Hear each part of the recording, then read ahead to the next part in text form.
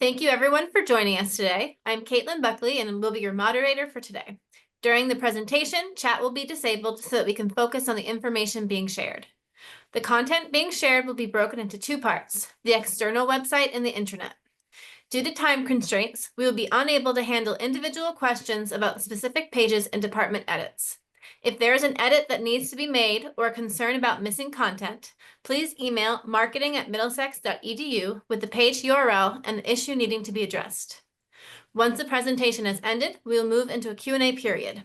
At this time, chat will be opened and you can raise your hand to ask your question. You can also type your question into the chat box. Questions typed into chat will be read aloud and we will address as many questions as time permits in the order they were received.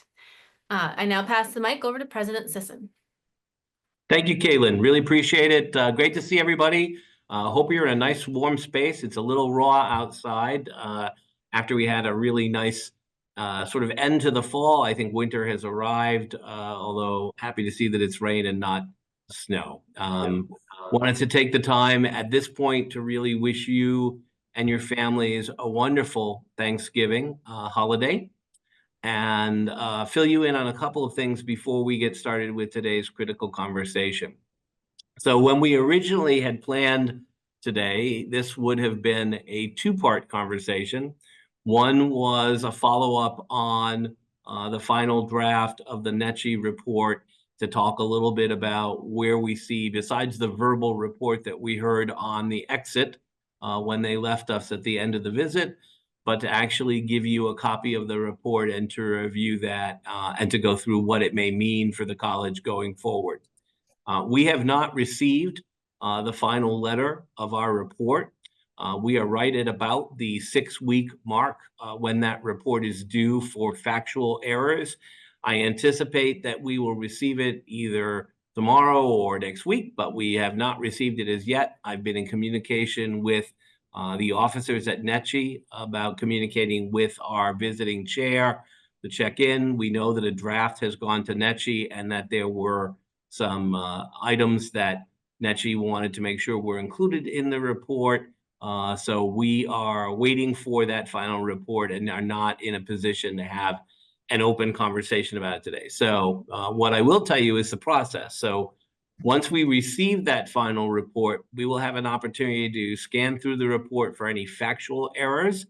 And also, if we feel that there's anything of substance in the report that is of concern, we have an opportunity to write a reply to NECHI. And then what will occur is that Provost Rodriguez and I will visit with the commissioners in the spring to review the report and be able to sort of answer any questions that they may have when the commission makes its final recommendations about our accreditation. So the report is in essence preliminary by the site team. And again, I want to let you all know that we are still awaiting that report. So we will not have that half of critical conversation today. I had hoped that we would have it so that we would be able to do this because it's our last critical conversation of the fall. And so what we will do is we may not have a report that we can share with you in an open critical conversation until January. What I will tell you, though, is as soon as we receive the report, go through it for any factual errors and make any responses, and we have a final draft of that report, I will share that with the college community through an email. And that if you have immediate reactions, you certainly can reach out to me. But I had hoped we could have an open conversation and discussion about it. I just don't have the report for us to do that. So we're going to focus, as Caitlin has identified today, on an effort that's taken a couple of years here at the institution. And I want to thank a lot of people who are on this Zoom today who helped to make that possible, especially the RAP group that has really been working very diligently. It is never easy to make major changes at an institution, and we've made a couple of those over the course of this year. We are no longer middlesex.mass.edu, but we are middlesex.edu, and that comes with its own challenges, but we are excited about the future of what that will mean for searches and the fact that we will have fewer communications from anyone in Connecticut or New Jersey who thinks they're reaching the other Middlesex that exist. I'll be excited not to hear from the criminal justice system in New Jersey and a couple of groups in Connecticut. And I'm sure that all across the institution, we found that not being the only Middlesex in New England is not easy from a search perspective, but it's also not really easy for us to be able to be number one at the top of a search engine. So we're excited about what this will bring for middlesex.edu here at Middlesex Community College in Massachusetts in the future. But on top of that, we've made a gargantuan effort to really turn our front door of the college, our digital front door of the college, to really be a full service opportunity for students and families who are interested in registering at the college, right? That's the primary function of what we do, is to get people engaged in higher education, in our programs, whether they be credit or non-credit, and to be able to give them the service that they need from a very clean and easy to navigate website. That has come with a number of challenges. It's as if I had said to everybody that we're going to clean out our closet with thousands and thousands and thousands of pages that have amassed over the last, I want to say, over 10 years that this particular version of our website has been in existence. I know because I was provost here when we went through the last website, and I recall how traumatic that process was. And in fact, there was a democratization of the website. There used to be a web manager, and then soon we found out that everybody was managing their own content. And you can see where that has brought us. What I would say is, I don't want to call us hoarders, but to some degree, having that many pages on a website that are not necessarily going to function appropriately or be very attractive to an outside community that's interested in a community college has been part of what the effort has been now. And so I'm really proud of the work that's been done. And at the same time, there will be growing pains in all of this, and wanting to have an opportunity to talk about those today. So we're going to have some presentations from the marketing and communications team that has really done a remarkable job in getting us to this point. And I'm sure they will thank all the departments and areas of folks who were engaged, but please let me thank you for all of your work and contributing. This has really been a community effort to be able to get this website to the point that we are now. We also want to confirm for people there's a big difference between that front door of the college, which is our website, and the intranet and the portal, and try and clarify some of the challenges that we have there. And again, we have some folks that are going to talk a little bit about some of the ways that will be easier to help you find the things that you need from the intranet. That's the part of the college's sort of portal that the external world does not necessarily need to see, nor in many cases do we want them to see. And so we're trying to get to a point over the next period of time where we can respond to each and every one of your individual concerns that you may have. But I will tell you that from external partners and from people who have seen the website, we've been receiving a lot of positive comments about how clean and sleek and easy to use it is. It may not necessarily, from your internal vantage point, do everything that what our previous website did, for all the reasons that we've talked about a million times. So I want to be able to talk about that today, but I also want to, again, thank the folks who did all this work and give them a chance to lay out where the process has been, where we're going. And also, I'm excited that we've been able to engage IT and Stacy Hargis in helping with a project to work on a task force to assist us with some of the organization of our intranet that can best meet your individual needs for your portal and to be able to find the information that you need. So I'm going to turn this over to Beth Noel at this time for our presentations, and then we'll certainly open it up for question and answer.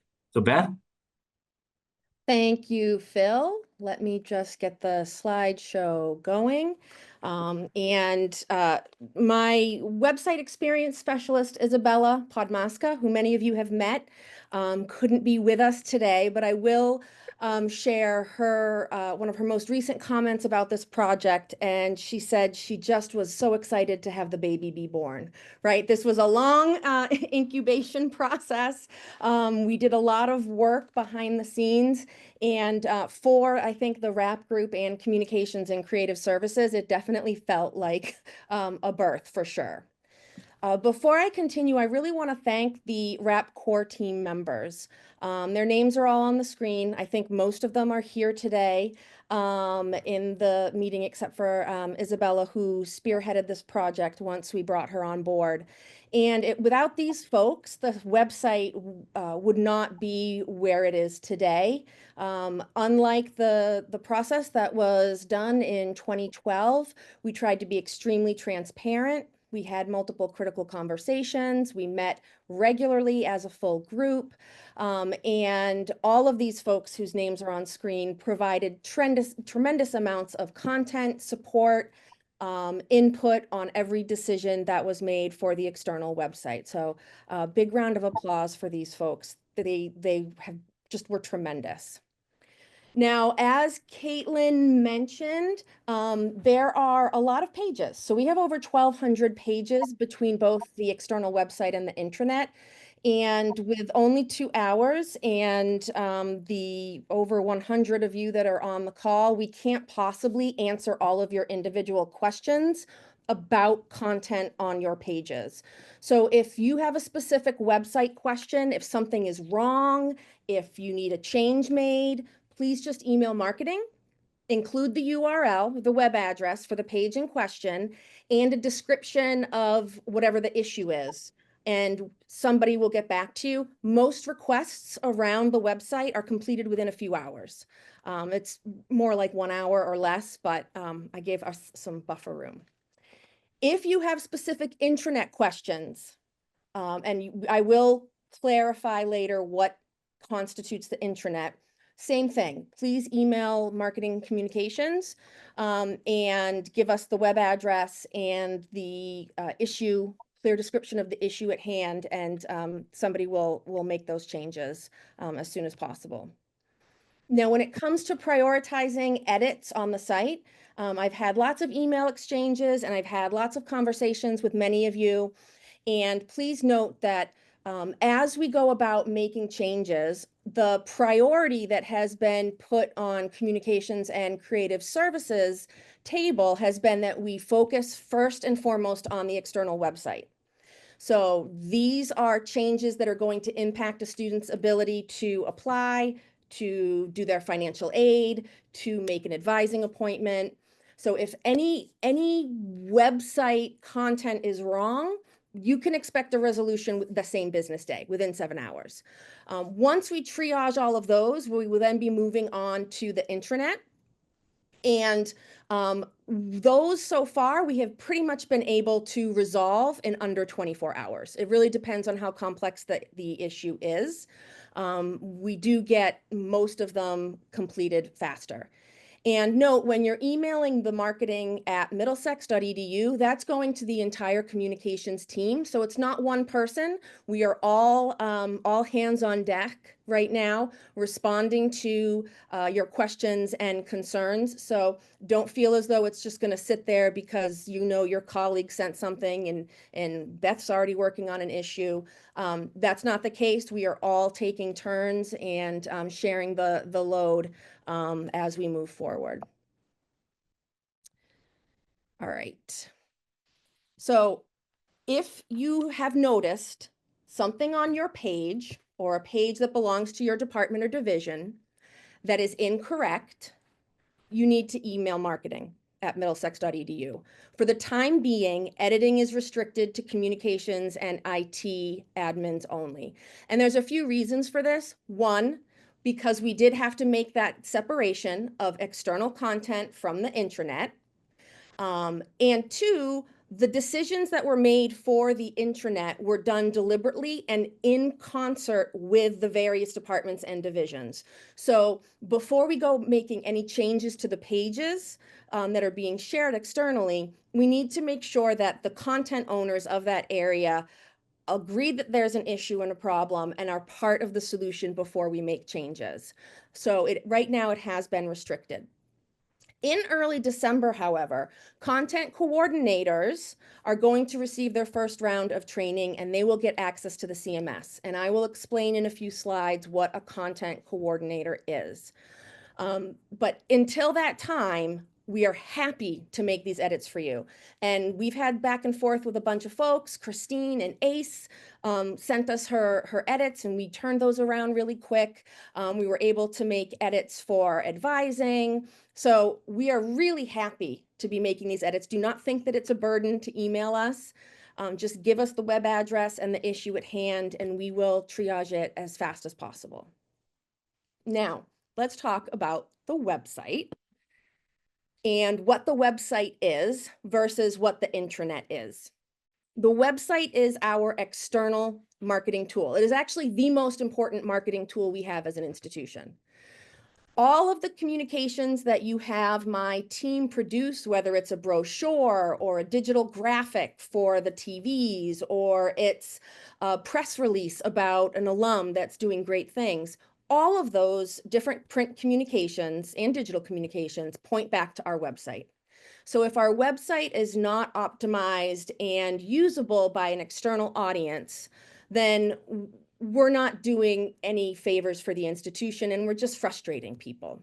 So it is our most important marketing tool, and we need to make sure that the content that we have on there is truly optimized for the visitor. So this is the prospective student, a community partner, and a prospective donor, right? This is who that website is intended for. It is not intended for employees of the institution. The external site will have admissions information. It will have program overviews. It will list job openings here. It will include giving opportunities with advancement. It will have access to community events. We actually just made a new event directory that lists all of the great public community events that we offer. The intranet is internal. This is for employees and students only. This is where you use your single sign-on to access things like Navigate or DegreeWorks. This is where students can get even more detailed program information. This is where policies live, training manuals for various functions at the college, and where students would get access to their LMS. An important thing to note is all external website content can be accessed and used by current students and employees. You're not locked out of using the website. You have the website that you have the ability to use and access, and then the intranet for your internal content that you need to communicate on a daily basis with students and employees. The external website is really all about sales. It's sales copy. We need to entice visitors to want to learn more or apply, right? And with the new information architecture that we so carefully and lovingly created with RAP and some of our other colleagues who joined the information architecture sessions, we designed something specifically to guide someone through the site. Right? We wanted students to come to the homepage, make a choice about what feels right to them. What are they looking for? And then we left breadcrumbs, just like Hansel and Gretel, to give them a journey that is more likely going to convert them to an applicant and a student. So we don't want students to come and just search. We know they will, but the way we have structured the homepage is to take them on a journey that will get them the information that they need so they can apply, and we then get to have them as students for the next 2 to 5 years. The external website is not for internal communications. It's not a repository for historical information. And that is a lot of what we found when we went through the process of detangling the website from the intranet. a lot of what was there was just information sitting there because historically it was important and no one knew where to put it. So these are some big determinations here for how we made decisions about what is external website content and what is not. With the new CMS, which is actually the existing CMS, we just finally brought it up into the newest version possible and added a whole bunch of really cool bells and whistles. We have some really special features, which I'll be able to show you in some videos in a few slides. But one is the Accolog Program of Study Snap Connector. So we actually have the ability to take content in the academic catalog, which for us as an institution of higher learning is our contract with a student when they apply, right? That is the programs of studies that has the lists of courses, it has policies, that student handbook is already in there. So we can take that content and put it directly on any page we want on the website, which is going to ensure accuracy, right? And it's going to make it so that there is one definitive source for what a program of study is. Instead of having people copy content from the academic catalog and place it on their pages, and then when the catalog gets updated, the page you just made is out of date. Using the Snap Connector, we are going to save a lot of time and ensure accuracy. Those of you that work with Accolog will know that every year when we publish the new catalog online, Cheryl, who can't be with us today, I'm sorry to say, Cheryl has to go in and manually update thousands of links on the external site.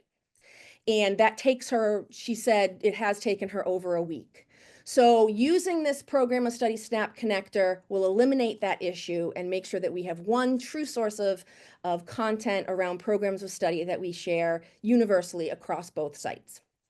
The other special feature is we now have accessible accordions where we can hide and stuff a lot of information into a popping out accordion where students can take their time to look at the different items in the accordion menu and get answers to their questions. It helps the page certainly feel less intimidating and easier to digest the content, particularly for folks who may be neurodivergent, but it also makes the website engaging. We know from studies that when people come to websites and they're given the opportunity to click, they will click and they will keep clicking as long as they're getting useful information. And the longer we get somebody to stay on our website, the better chance we have of converting them to a student. Next, we've also added clear calls to action to all web pages. And all of these calls to actions were discussed in our individual content planning meetings with all of the various content owners and subject matter experts that we met with over the last 6 months. So you'll see a big red button. It's on almost every single external website page that is encouraging visitors to do something. And again, this is that engagement component that truly our students of the future really want. They want to be able to go on a page and click, right? Next, we've added an Explore All Options page, and this is a new page for us. And this was a deliberate, conscious decision that was made by RAP to create an opportunity for visitors to the site to learn about every educational opportunity we have, not just credit programs, right? So this page was structured very similar to a pathway model where not only can you investigate what business credit degree options there are, you can also see what non-credit options there are. And as a RAP team, we spent a lot of time talking about the importance of this because we know our students don't always know what they need, and they certainly don't know the difference between credit and non-credit. So this was a new addition that we're really excited about. The other component that we've leveraged for the new site is a Lightcast job market pathway module. What does that mean? In simple terms, we now have, through our vendor, an ability to place a lifetime widget from Lightcast that gives people the ability to see if they do this program at Middlesex, what they can do for work. How many jobs are available in the area? What is the base salary or the median salary? What does it look like if I want to do this in South Carolina because I'm thinking about moving? Or what does the job market look like for me in Nashua? So we're giving students real-time career data they need to make a decision about which academic program might better suit their long-term needs and goals. We also have added this pathway approach to all learning options. So just like our credit pathways that we have, we've tried to structure most of the site around this notion that if you're interested in business, you should be able to see all the business options. If you're interested in health, you should be able to see all the health options. So that is something that's new. We also have a new Start Your Journey Career Explorer and Persona Selector page. And this is a page that is tied to the job market pathway module. And this is a page that serves two functions. First, you can go to that page and type in the box any career you want. And what it will do is it will point you to what programs here at Middlesex can get you into that career field.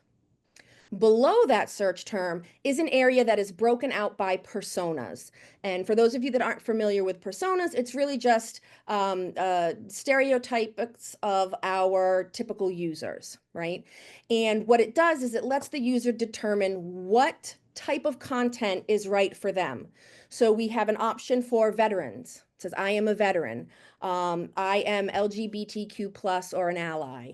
I am BIPOC. So there's different populations, so folks can click into that and get information that is specifically relevant to them that hopefully will make them feel like, number one, they belong at Middlesex, and number two, that we have the support systems in place to make their education and time here a success. We have also added testimonials, and testimonials can be added to any page. We just need to have a quote and a photo. So that is something going forward. If you have pages in your area of the website that don't have testimonials, please reach out and you can work with Caitlin, and she can work on getting that information from some of your students or alums so that we can add that. The testimonials it's on a carousel. We can have as many as we want. And it gives us the ability to tell our story of belonging through the experience and faces of the students that we serve, which is certainly more useful than us just saying we're great. We want the students to be able to share why. And then finally, user data. So some of you that are keeping up to speed with technology probably have heard of Google Analytics before, and some of you might even know that Google has changed their analytics platform and structure. We will be adding Google G4, Google Analytics to the site, but we're also going to be adding something that is called Microsoft Clarity. And Microsoft Clarity will allow us to see real time who is on our page, how long they're on the page, what they're clicking. And it'll be a map with little bubbles. So if there are 10 people on the web page, we can see those 10 people on the web page. Why this is so helpful is because in this new world of having our first ever true external website as an institution, we want to make sure that we are continually pushing ourselves to provide better content, more engaging content, and more useful content. So Isabella, our website experience specialist, will be meeting with content coordinators and editors and content owners across the college once or twice a year to look at this data, to figure out what links are working, why some links aren't working.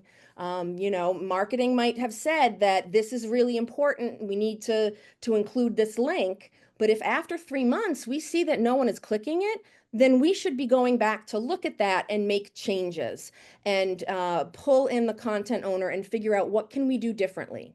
So these are some of the new and special features that have really made a difference, I think, to the quality of the experience for the visitor to the website. The website is a living document, right? As soon as it went live, it was immediately out of date. That's just the nature of web content. So we're going to be needing to update this regularly. And the system that we've put in place for editing and the structure, which I have some diagrams to show you, is really intended for this to be a site that can be maintained regularly, unlike the academic catalog, where we have windows of editing availability for an official publish at the start of a new academic year. So this is a site that we expect there to be edits to, and that's okay, because we want to keep adapting and growing, unlike we did with the 2012 site that we were previously using. That site had very little attention spent on the health of the site. So are all of the images accessible? Are the links all going to the right place? Are students getting the experience they need? Are we making search engine optimization benchmarks? So this is the future of the website going forward. It's not something that we launched and then we don't look at for 10 years. This is specifically why PLC made it possible for our team to hire Isabella Podmaska, was so that she can be the shepherd and the watcher to monitor how the site is doing and keep us really focused on making sure that we are meeting students' needs and expectations from the very moment they come to the college website. This, I think I already covered. We'll be having these meetings, and with these meetings, we will also determine if we need to pull in other folks. So it could be possible that a program wants to add a special feature to the external website, and it might require some IT help on the back end. And so Cheryl or Dwayne might be called to the meeting. Perhaps special graphics are going to need to be included. And then Chris or Lyman from my team would be pulled into the meeting as well. So we really want to be just like we are with marketing materials, your in-house creative agency to help get the website to be the most performance-driven tool that we have for recruitment. Okay, so when editing the website, this is a diagram of how the process will work. Okay, you have your site, which would be on middlesex.edu. The content owner or the subject matter expert would initiate an edit or a change. And for this, I'm going to use Christine because she was so fantastic as we went through this the last few days. She sent her requests to the marketing address with the web pages and what she needed to be fixed. And I think there were a couple of things that were missing, and there were a couple of things that she just needed us to tweak the wording on. So once we get into December, that content owner will ping the content coordinator in their area. And that content coordinator will then either make the decision that this is something that the web editor can do on their own. It's just changing of a date or fixing a typo. Or if it's a more complicated request, and then a meeting would be necessary. And these meetings, don't think of them as 2-hour-long meetings. They're probably 15-minute to 30-minute meetings. They're intended to be quick, focused on the tasks at hand and move along. We do not want to keep people in meeting limbo. That's definitely not the intent. Now, you've heard me mention content coordinators a few times, and geez, what are they? Because this is new. It is new. It's a new role that we have instituted at the institution here to help us ensure that our content is as healthy as it can be, and that the editors have the support they need to make the changes they need to, or they might need help. And because communications is a small team, we can't always be available to drop everything and assist with an edit, but the content coordinator and communications and creative services, along with the website editors and IT together, we can respond to anything fairly quickly. So these content coordinators, think of them as super editors. They are employees who have editing access at a higher level than most other editors. And they're going to assist us with developing and maintaining content on the external website. So these folks are going to undergo significant training. Not only are they going to learn how to use the CMS, most of them already do, which is great, but they'll also learn how to use the special features that we talked about. Because we've employed some more interesting engagement tools, there is a learning curve with that. And it's also very easy to use them in a way that's not actually helpful to the experience. So the new content coordinators are going to learn about all of those features. They're going to be trained to write digital content. They're going to be trained in search engine optimization, digital accessibility, and they're going to be able to take an active role in monitoring the health of the web pages and talking to Isabella about what can we do to make this page function better. And then lastly, they support the web editors in their area. So for this example, I'll mention Mimi. Mimi is a content coordinator for all of enrollment services.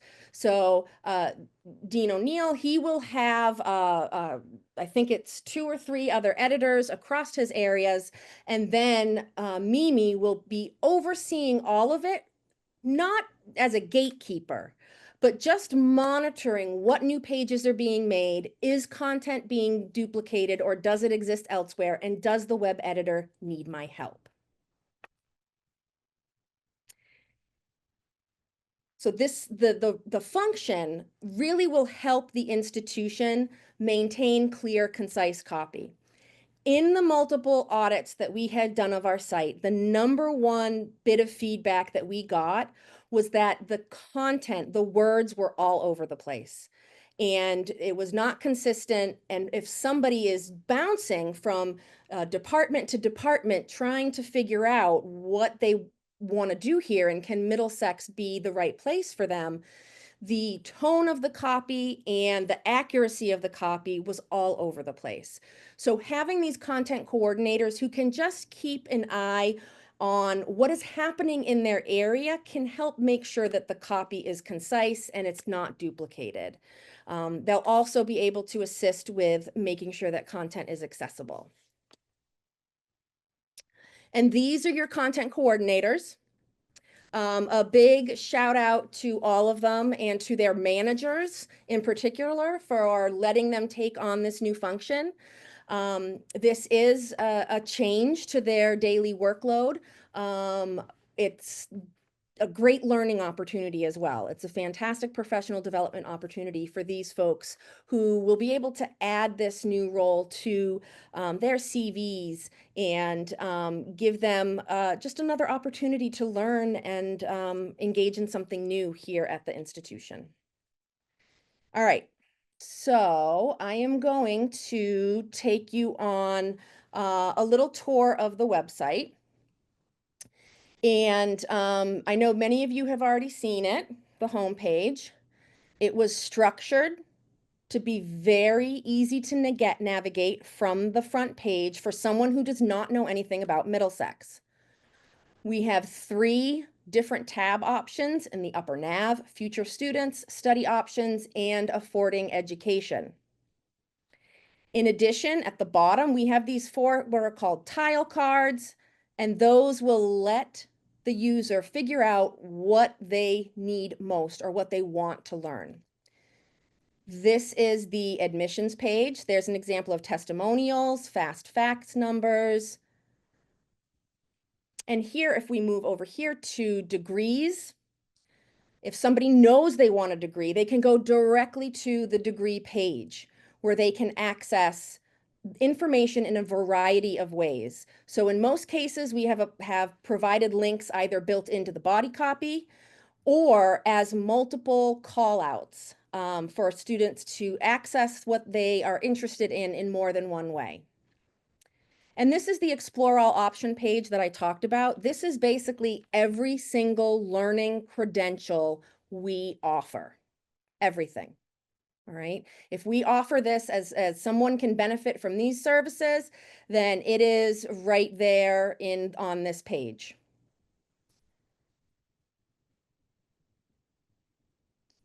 Okay. And if we come back here to the home page, we can see we have a link to the portal, alumni and donor also at the top. And at the bottom, we have added these quick links, but in particular, there's one called Sitemap. And we have added this. It's basically a table of contents for every page on the external website.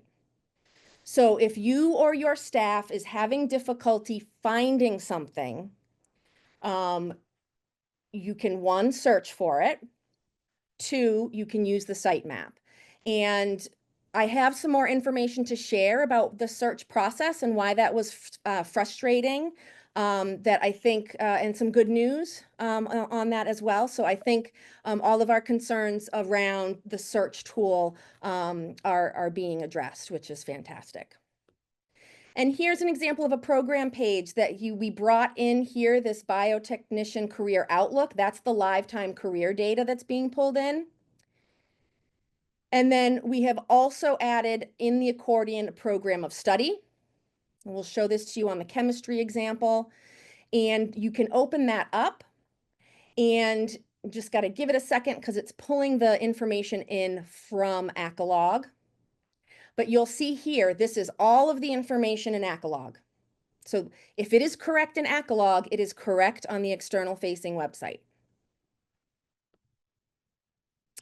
And then most of the pages have an apply button because that is really the #1 thing that we want folks to do. If you're in community ed or corporate ed, those buttons typically say contact us or register because there's not often an apply component like admissions has. But yeah, so that's a quick look at the site. I encourage all of you to spend time looking at it, going through the pages. The decisions were very deliberate, with backed in data and built on best practices. That said, we started with close to 10,000 pages, including PDFs. And so we may have missed something. We may have inadvertently left out a link to something or linked to something that shouldn't be. So please just reach out via email and let us know what we need to adjust. All right, now my MCC in the portal. And before I turn this over to Stacy Hargis, I just want to go over some top level nomenclature so that we're all on the same page. The intranet and the portal, or my MCC, are not the same thing. The intranet is over 900 pages of content that was not migrated over to the external site. This is content that we as an institution still use internally. My MCC is a single page. It sits right after your initial sign-on, and it gives you quick access to information that you regularly need. It can build tasks around it, and you can make favorites, right? One of the benefits to the MyMCC portal is each user, employee or student, can tailor that workspace to their preferences and what they need most. And this will be a great way to supplement the intranet content by using the portal to get you to what you need most fastest. The portal is that curated content, right? So Phil can have his portal with different information on it than Jenna Hurd. And that's okay, because it's their portal, right? And we really need to start changing our internal approach to getting digital content to be starting, if we're a student or employee, to be starting with MyMCC. Log into MyMCC in the morning, and you can then access intranet content if you need it. And now, Stacy, I hope you're ready. I'm ready. Stacy, all right, is here to talk about the Portal Task Force. And let me tell you, I am so excited for this.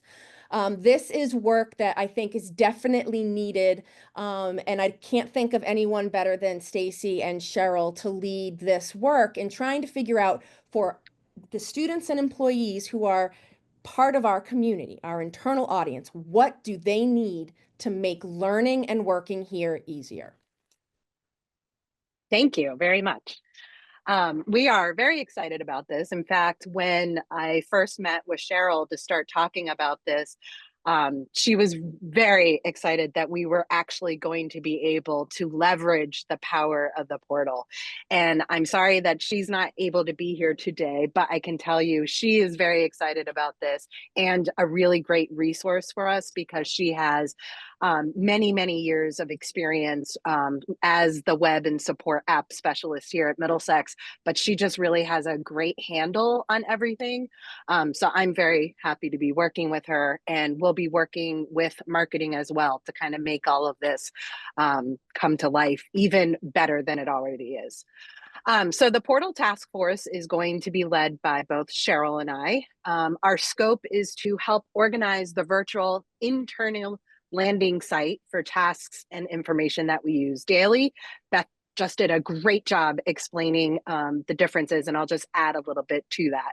So what our task force is looking to do is to optimize how we use the portal right now and really leverage its ability to be an efficient channel for our day-to-day tasks. Just like Beth was saying, it should be the first place we kind of go to do things.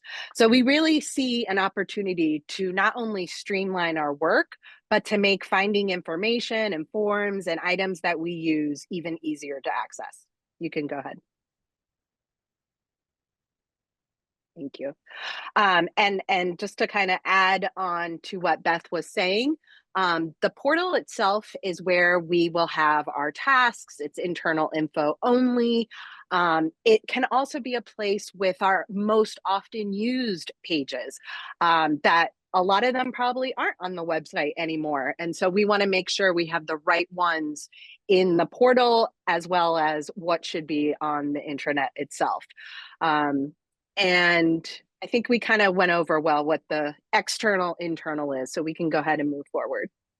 I'm surprised you didn't show this awesome diagram in your explanation, but this is actually a diagram that marketing had put together to really kind of help us understand the difference between our external website, what the internet, what the world can kind of see on our website, and then what we see in our intranet. And so here's our portal. Most of us are familiar with this because this is where you have to go get your email. For faculty and students, we need our Blackboard. And so one thing I just want to make sure we all know about to do right away is I would suggest favoriting the intranet. So go ahead and next time you're in your portal, search for it in that bar, search intranet. When you get it, click that little heart that's on the bottom right. Those are actually called tiles. And click that, and so it will be part of your favorites. So you can go ahead and click. And so this is what you'll see when you go to the intranet, which this is that internal place for all of the things we may need. This is the one for students. The next one is for employees. And so as you can see, some of those things that you may be used to trying to find on the website are now going to be housed off of this main intranet page. Okay. And so I just want to kind of go back to the portal itself. So this is something that Beth and I are interested in trying to help organize. There will be things that perhaps should be tiles on the portal, and then there will be things that maybe should only be on that intranet site, or perhaps even at times both. So this is going to be a work in progress, but ultimately our goal is to really kind of figure out how can we better organize everything. So you can go ahead, and I'm sorry, I thought I'd be, handling the slides. So there are a couple, keep going, clicking through. I'll let you click through. So right now you can see, oh, go back one, sorry. So I was showing you what I have in my portal. So I have Blackboard, Navigate, email, and one thing I favorited was the small incident form, because that's actually something that as a faculty member I use, and I like to make sure I know exactly where it is. So again, I favorited it. And what happens is when I hit that tile, it's going to go exactly to that page where it is housed. This is also something that's going to be on the intranet as well. So if I were to go back to that intranet page under student services, I'm sure there is going to be something that brings us here. So that's an example of how we can kind of work it out. What's great is I like that it's a tile right on in my portal, because it is something I use every day. Okay, you can move forward. So I'm going to show you another example. You can go ahead. Yeah, that's fine. And so here's another example. As a faculty advisors, a lot of us use certain things often.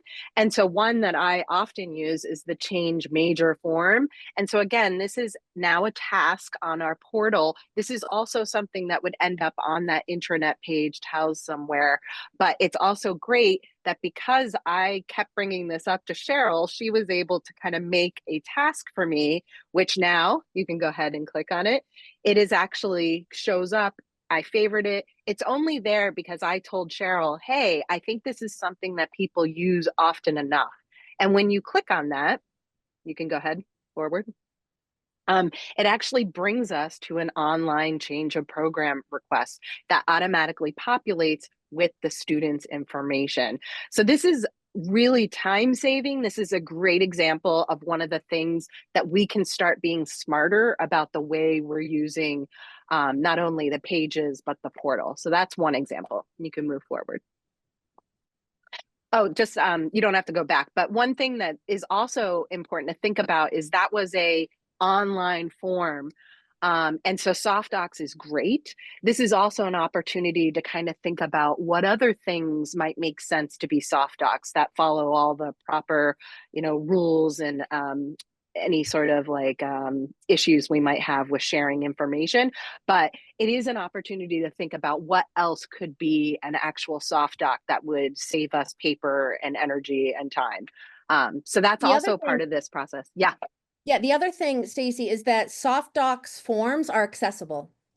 So you won't have to listen to me have to say, I'm sorry, we can't make that PDF form accessible and you can't share it. Right. If it is a form that only people with A numbers need, work with Cheryl to get it in SoftDocs. Absolutely. And that we will be sharing a survey. And that's one of the things in our survey is trying to find out from people what should be a form that isn't, that we could make our lives easier with.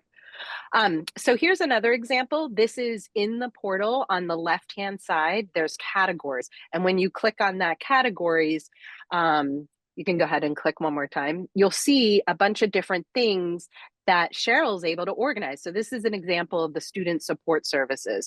So if we have that category, we want to make sure as a student that might click that, or even faculty or staff, when we click that, it's going to bring up those items. So are all the correct things included in that? So that's one of the things we're trying to figure out. What should be included, what's not?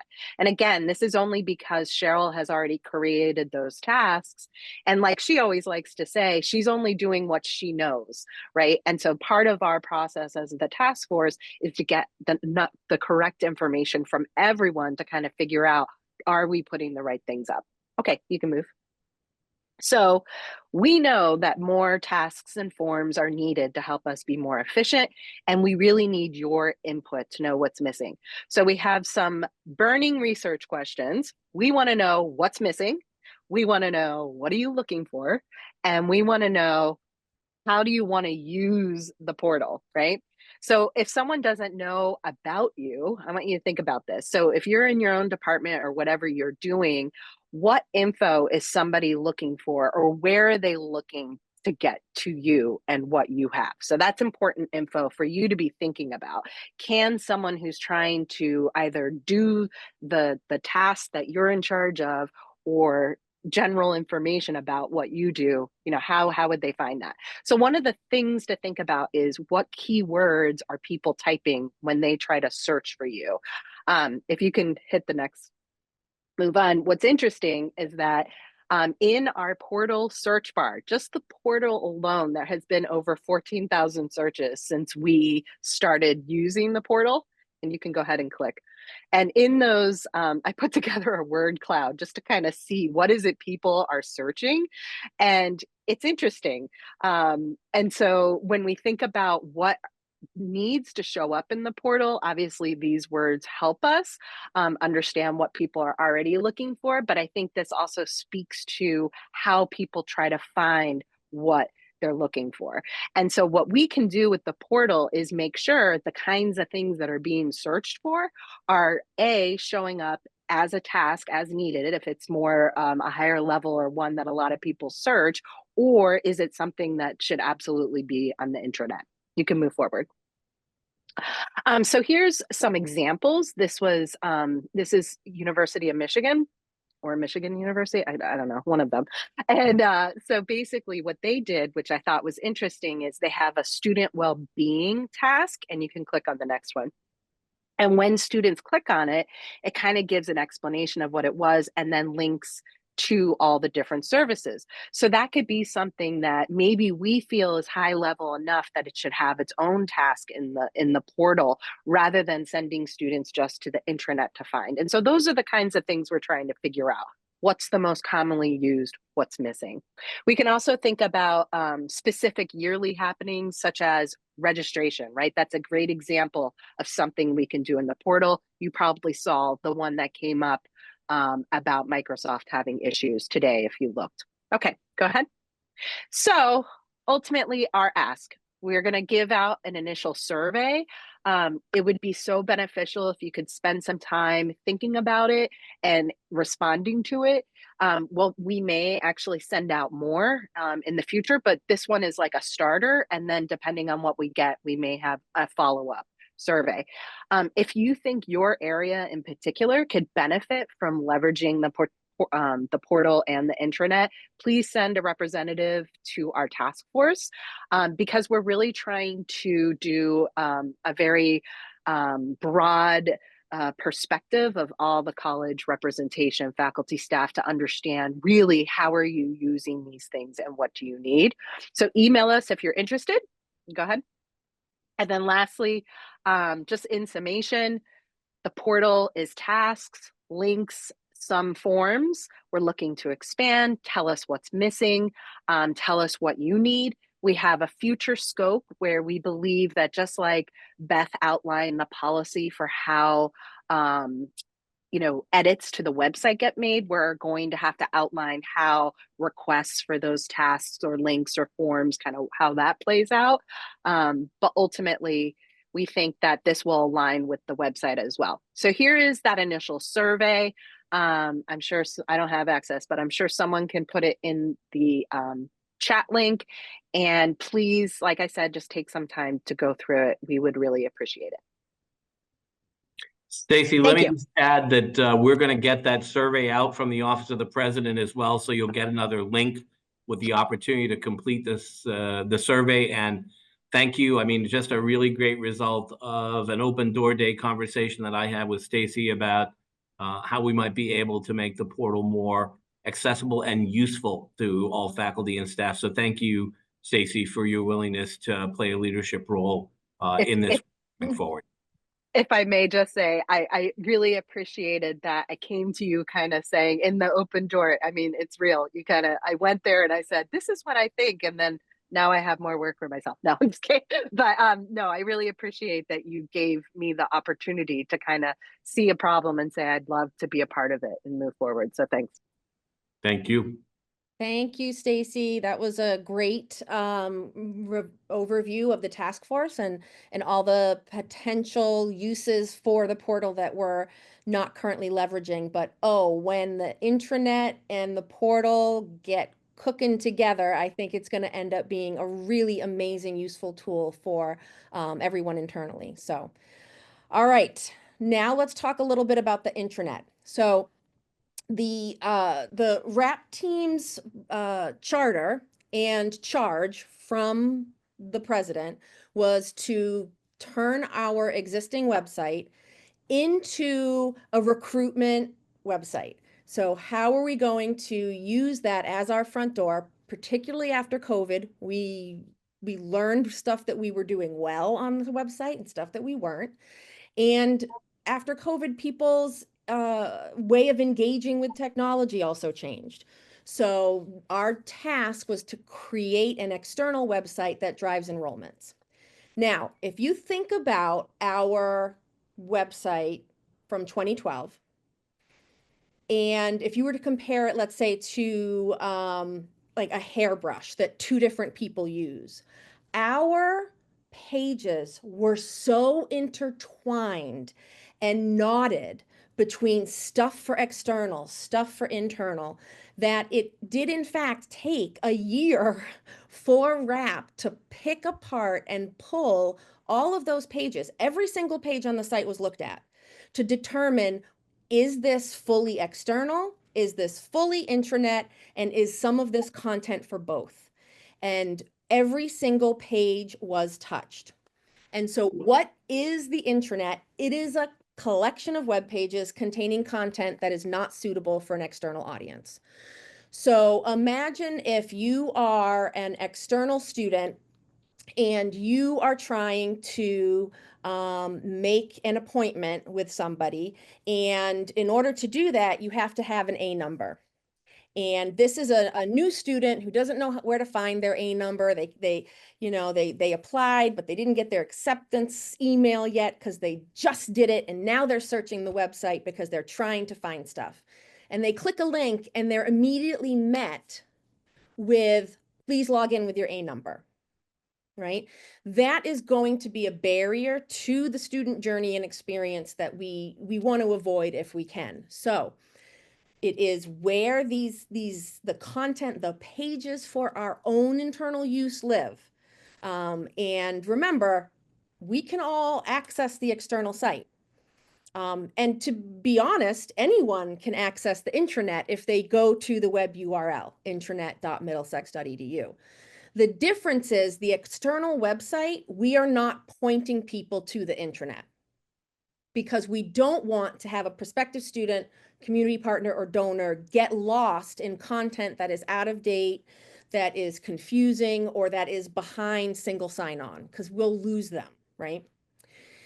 The intranet is not for prospective students. And I think Stacy and I, from both angles, made it clear that it's not the portal. The portal is a tool to help us use the intranet better. Now, how was the intranet created? All pages that existed on the 2012 site that were not used for the external website were migrated to the intranet. None of the copy on those pages was edited. We didn't make any changes. Communications and creative services did not rewrite any of the copy. So if there's copy on an intranet page now that has an error, we just copied it to the new template. We did not make any content changes. So if you see an edit, we will fix it. We want to fix it. But please note, we were not going in and making uniform decisions about what content should and should not be on the intranet pages. We just brought it all over. The other thing with the intranet to just be mindful of, some images or graphics may be missing. That just came as part of the migration process.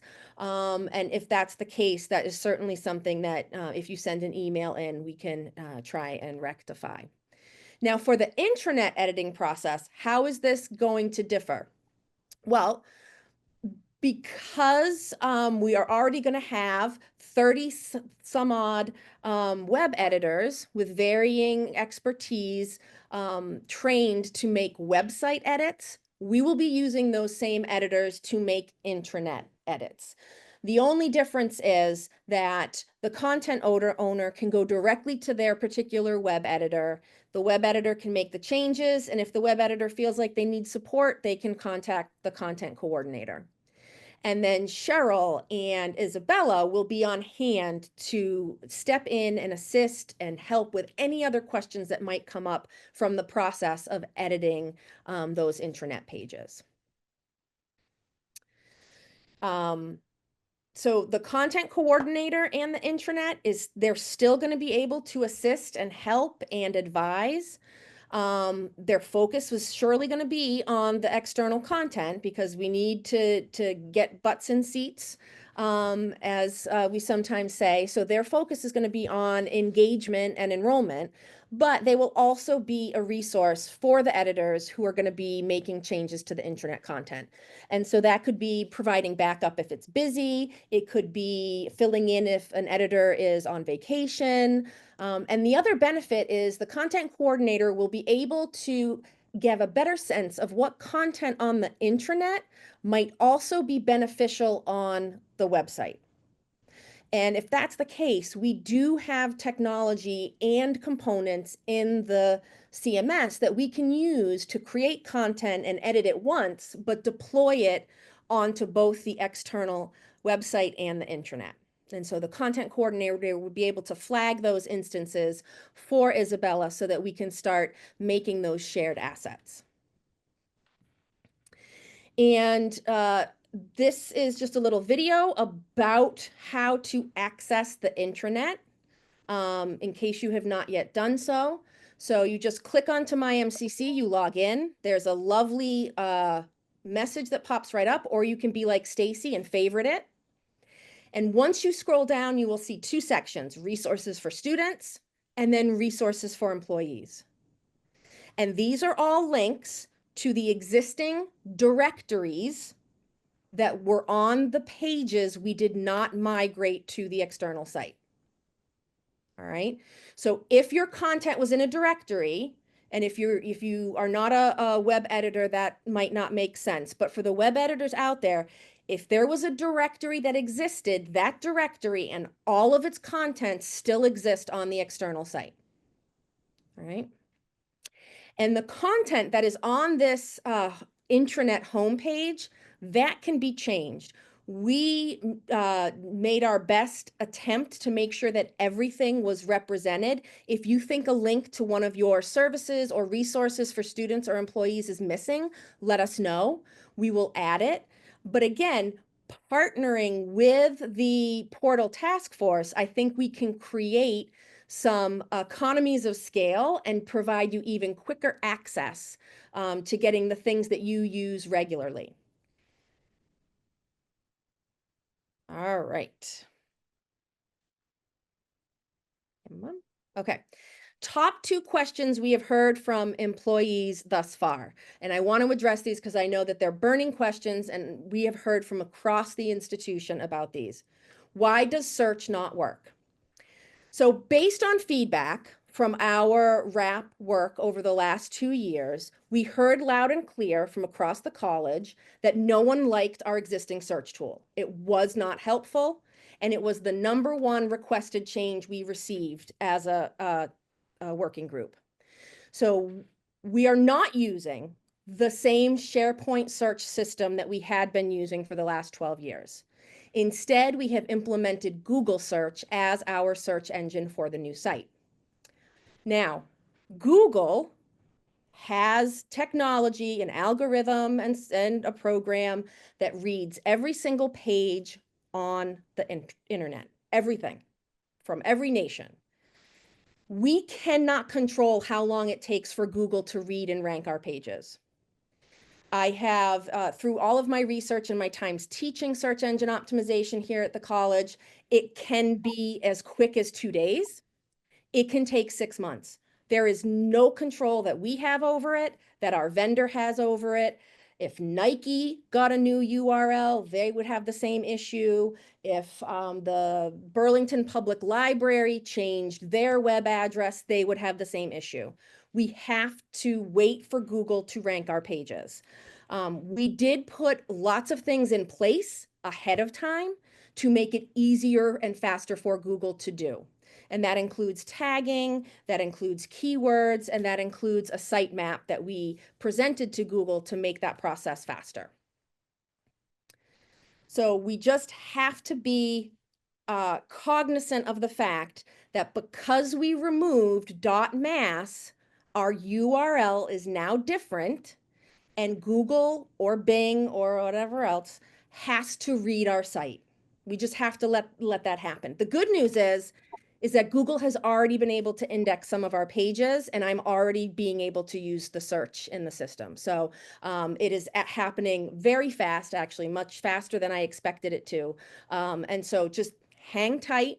You try and use the sitemap if you're looking for things that are on the external website, and try and use that intranet homepage if you're trying to access things on the intranet. If you're stuck, email marketing, but with each passing day, it looks like more and more of our site is being cataloged and ranked. The other question we got a lot of is, why do my old bookmarks not work? So this is also due to the change of the URL. We now are using middlesex.edu. And I had a conversation with an employee today about bookmarks and how they work. Imagine that you are reading a mystery novel and you put a bookmark in on chapter 9. You then pick up a science fiction book. The bookmark is not, when you take it out, it's not going to go back to chapter 9 in a new book. The bookmark doesn't know, right? So we need to find the links we want and re-bookmark them. There is no way for us to know who has bookmarked what and to actually put in redirects for 1,200 pages. The other issue is accessibility, and FCC law mandates that we cannot have 2 pages with the same content and different URLs live on the public site at the same time. If we do, we are negligent and dipping our toes into accessibility issues, and we could be fined and lose our ability to offer financial aid. And the Department of Education and the Department of Justice, we have been working with on our accessibility. I know it's a topic you all have heard about and are living every day. And we don't want this site to be the thing that gets us dinged for accessibility issues. So because of that, we had to put a redirect in. And that redirect is for any time somebody is clicking on a .aspx page, they're being pointed to the new website. And that means that, yes, you may have to go and find the page you need and rebookmark it. The good news is that I don't think Middlesex will ever be changing its URL. Again, it's middlesex.edu. It's about as short as you can get and as direct as you can get. So I don't think that, you know, Phil's going to say, yes, change it to Sisson University tomorrow, and then we go through this process again. So whatever your new bookmarks are, they will be your bookmarks going forward, because we now have a URL that is actually marketable and usable for the institution. All right. So let me look at my time here, doing great. So we have some resources available. And one of them is the external website map. We also have a very comprehensive library of resources on digital accessibility, and this has been put together by people on the Digital Accessibility Task Force, and Peter Shea and Ellen Ricca pulled a lot of this information together so that we can understand more about accessibility and what our requirements are. We also have a new website frequently asked question page, where it just launched today, where we have aggregated all of the questions that we have received since Thursday of last week and put them and their answers in one place.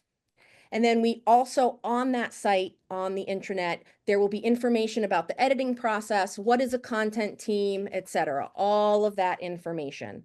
So you can try and do some self-service if you want to try and figure things out. But again, we are more than happy to field your emails, answer your questions, and make edits until we get the full web editing team up and launched, which will be hopefully as soon as we return in January. So remember, right now, it's just communications and IT that have the ability to edit. In early December, we will be adding those content coordinators, and then in early January, there will be training for all of the web editors and content coordinators, and then we'll be able to go through what will be our normal process for editing and updating content. We are also going to have some professional development available, and we're going to structure it for 2 different audiences. So the website, we're going to be doing some Zoom and in-person meetings to help you as the content owner and the subject matter expert and your team better understand how people are using the website, how to write digital content, copy, and anything else related to accessibility and usability. We will be sharing. We're also going to be creating some on-demand learning. I mentioned this to Peter moons ago, but we're going to be creating some little videos about how to go about and edit your pages on the intranet, what do you need to know, etc. And we'll have Peter make those available on the professional development site. And again, we will also be doing Zoom and in-person meetings for this as well.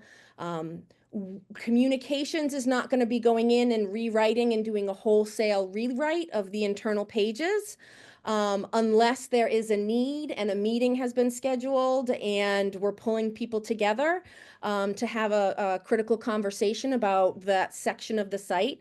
But if it's not asked for, and we don't know that it's needed, and so hopefully these Zoom and in-person meetings with some professional development around the intranet will help you start thinking about what changes you might be able to make to improve the internal content for your colleagues and our students. And then accessibility is still something that we need to be mindful of. And we will continue to do Zoom and in-person meetings, and we'll also supply Peter Shea, our PD guru, with some on-demand videos as well if folks need help making their documents accessible. All right, so that was a lot of information. And we can open it up to questions. Caitlin. The chat is open. You can ask your questions by clicking on the raise hand Zoom emoticon or by typing questions into the chat box. We will address as many questions as time permits in the order they were received.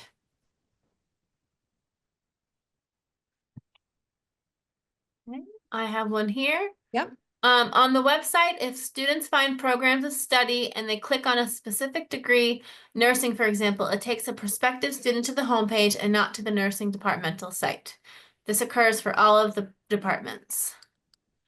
And this is the catalog page. So it's the ACLOG? Yeah.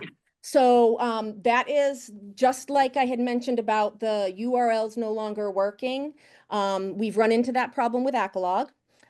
We have been in communication with Kayla and Chris and Lisa, and we have pulled in IT.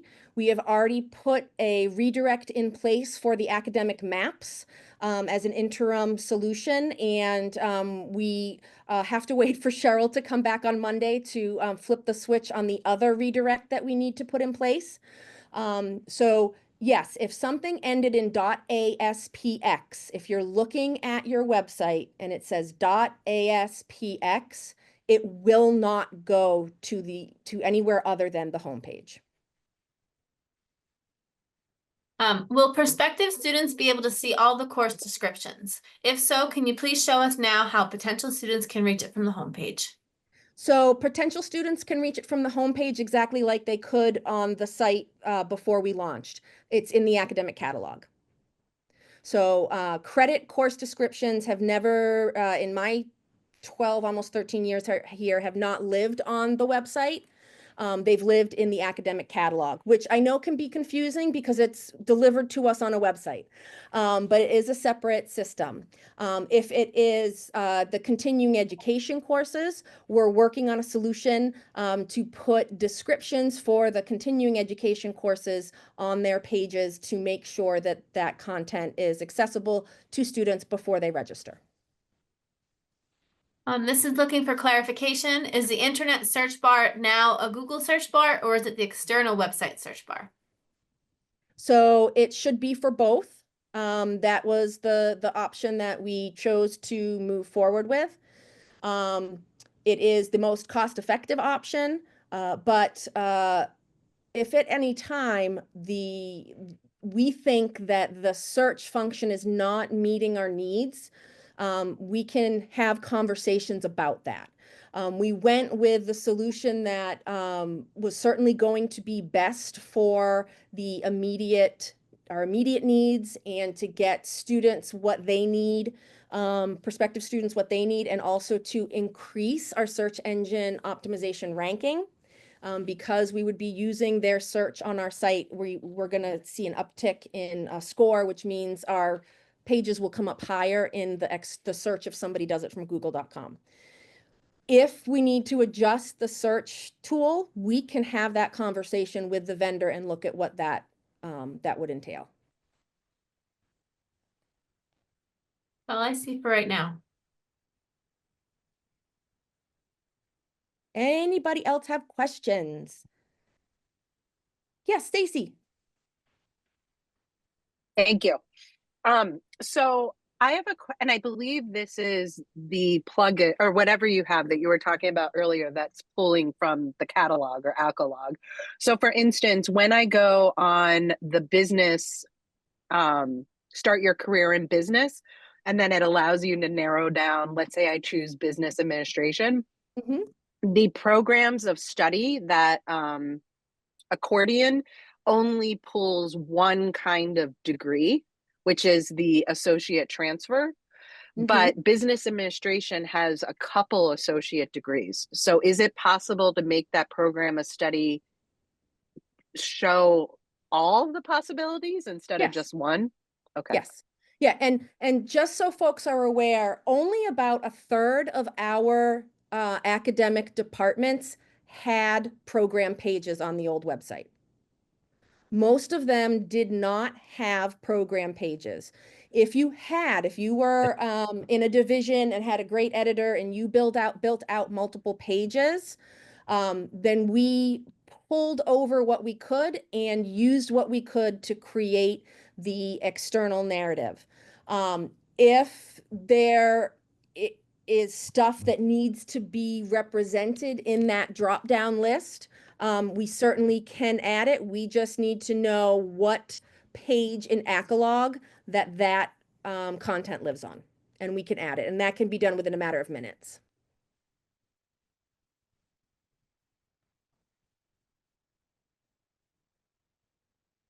There's a comment on the website. If a prospective student types in a specific degree, like history or business administration, the student will be able to click on the degree. However, when they get to the page with the degree, the academic map for said degree, it takes them to the pathway maps and not the actual academic map for the degree.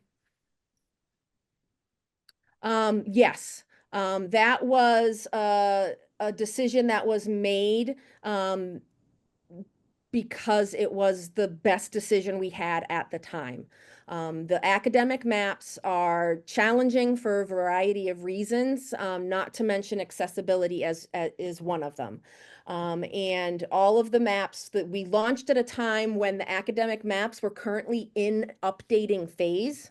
Johanka has been working diligently with Irfan on my team to make sure that we're getting all of the correct edits into that academic map. That said, the program of study on the page is the academic map. So Brian worked with Evelyn before they both left Middlesex to make sure that the program of study content in the academic catalog exactly matches the academic map. The only thing that's missing are those little words that say capstone or milestone and a cap. It is the exact same information. So it is on our list to go through and make those changes. It just takes a little bit of time. And when we did launch, we went with the best option we had, which was with the pathway maps, because those were not in flux. And so many of the other academic maps were currently being revised by programs and departments. This is related to the course descriptions question. We have a growing population of visiting students looking to take a course or courses and then transfer them back to their home institution. Is there a way for them to view the semester schedule? The former site would allow an individual to click register and view a full semester schedule without login credentials. So Chris, I think if they can get the information they need from MiddleNet, yes, that's something that we can put out on the external site right away. We just have to remember that we're going from this guided journey on the external site and then dropping people into MiddleNet, which is a terrifying place to be. I don't know how many of you have used used that, but it's not pretty and it's not necessarily easy to search. But if that's how folks are accessing course descriptions, we can certainly do that. So let's have some conversations about what makes sense. Someone said, I just discovered a guest schedule planner under advising. Thank you, Patty. While I wait for folks to think up more questions, I want to thank you all so much for your patience and support of the work that RAP has done. This has been a tremendous project. Never in the college's history has the college had a external website that was designed for a specific purpose. And this was bumpy, and a lot of hands were involved in making it happen. And I am so thankful for the team that I had and for all of you and your willingness to be patient with us and send us edits and meet with us and listen to our silly, goofy questions and use our content planner tool. It made it possible for us to do this giant project with an extremely small staff, and do it in a way that makes sure that we are truly meeting the unique Middlesex student need and not just buying a product from a company that sold us the same web design that they gave to somebody else on the West Coast, right? So we have a site that was really designed for the unique place that Middlesex is. And I want to thank everyone for their help with that. You should all be very proud. This is a great moment for Middlesex.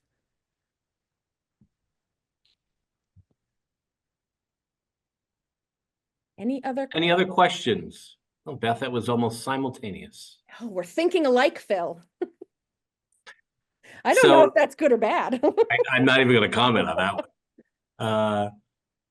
I do also want to thank everybody for, I mean, this is a thick and complicated topic for some folks, and I know that a lot of the questions are very much around what used to be and what we used to be able to do, and I think it's really important for us to hear those and to see real functionality issues, especially, as I would tell you, for students who are interested in enrolling at the institution. So, you know, Chris, your point is well taken, as are so many of there are different pieces of how we see people accessing our external website that are helpful. It's good for us to think through the best way for that to happen. So we appreciate the questions. And as much as it may seem like it's exhausting for the marketing and creative communications team, I would tell you that they are very eager to sort of address individual issues as you find them. This is a work in progress, and we're really excited about what we have thus far. I would also encourage us to continue to think about the work that Stacy's going to be doing and how we may be able to, through the portal task force with Stacy and Cheryl, be able to make your MyMCC portal page and the intranet information that could be available to you more accessible and more customized. And I think that that would be really helpful to all faculty and staff. So we're excited about that work ahead. You will see not only the QR code that Stacy flashed during her presentation, but the survey should be in your inbox as of now. So please try and complete that over the next couple of weeks so that we can use that information for the work ahead. We appreciate you completing the survey. Yeah, and let me give you some sneak peeks of some things that are yet to come that are really exciting. One of the things that PLC, using SLC funds, was able to provide to the institution was money for maps. So we are actually going to be adding usable campus maps, not PDFs that are out of date and inaccessible, but actual campus maps. And we are so excited about that. It was just a module we couldn't take on ahead of the launch. So we're going to be working on that this spring. And the other thing that's really important to know is that our web vendor, Modern Campus, they're doing the hosting for us and they provide the content management system we use. They also own Accolog, our academic catalog company. And so we have a tremendous relationship with our rep, and they are willing to sit down and talk to us about what else can we do with Accolog and our external site and our intranet pages that might be better and more beneficial for external and internal users. So if you, like Chris, had an idea about, how can we get some Accolog content in front of people? How do we share information? Bring those questions up, and those are great things that if we can't figure out on our own, we will pull in our vendor and say, hey, we use 2 of your products. How can you help us? I'm not afraid to push.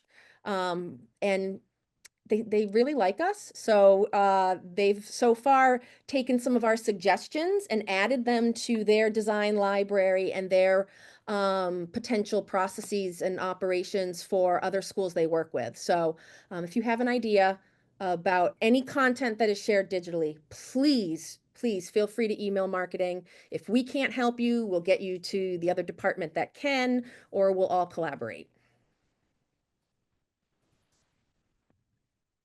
So if I see no other questions, I just want to thank Beth and her team and the entire RAP team for all of their work.